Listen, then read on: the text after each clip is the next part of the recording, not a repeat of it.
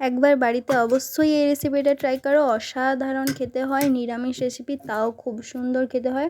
বাড়িতে একবার ট্রাই করো, করে কমেন্টে জানিও কেমন খেতে হয়েছে। তো দেখে নাও রেসিপিটা। প্রথমে ক্যাপসিকাম আর টমেটোটাকে ডুমো ডুমো করে কেটে রাখলাম।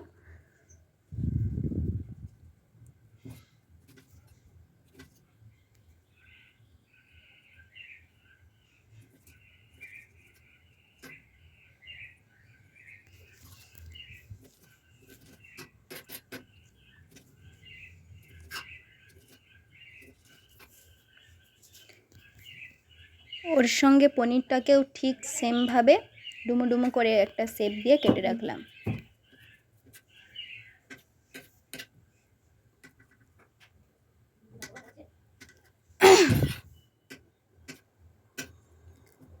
আর মশলার মধ্যে নিয়েছি আদা, টমেটোর পেস্ট আর টক দই। তারপর কড়াইতে তেল দিয়ে পনিরটাকে ভেজে নেব।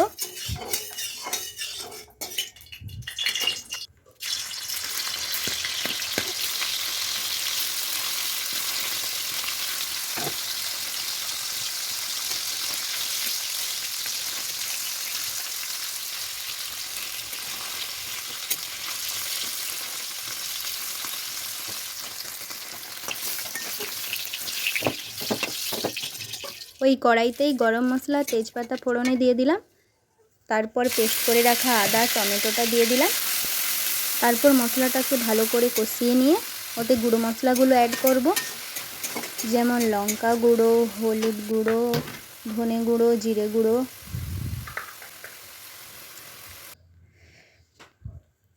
তারপরে আবার মশলাটাকে একটু ভালো করে কষিয়ে নিয়ে ওতে খানিকটা জল অ্যাড করব।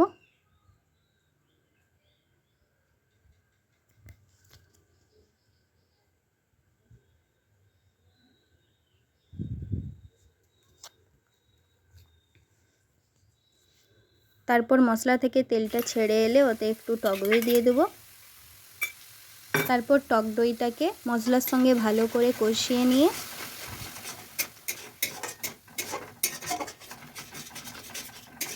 মশলাটাকে আরও কিছুক্ষণ একটু জল দিয়ে কষাবো।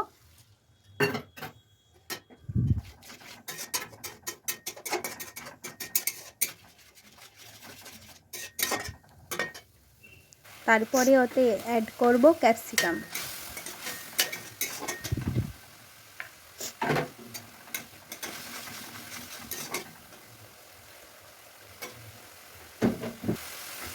তারপরে আরও খানিকটা জল দিয়ে ওটাকে ভালো করে কষিয়ে নিয়ে ওতে অ্যাড করব পনির।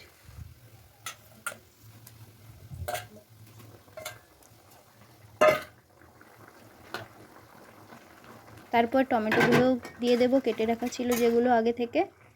তারপরে ওতে পরিমাণ মতো লবণ দিয়ে দেব আর একটুখানি চিনি দেব, যাতে স্বাদটা ব্যালেন্স হয়।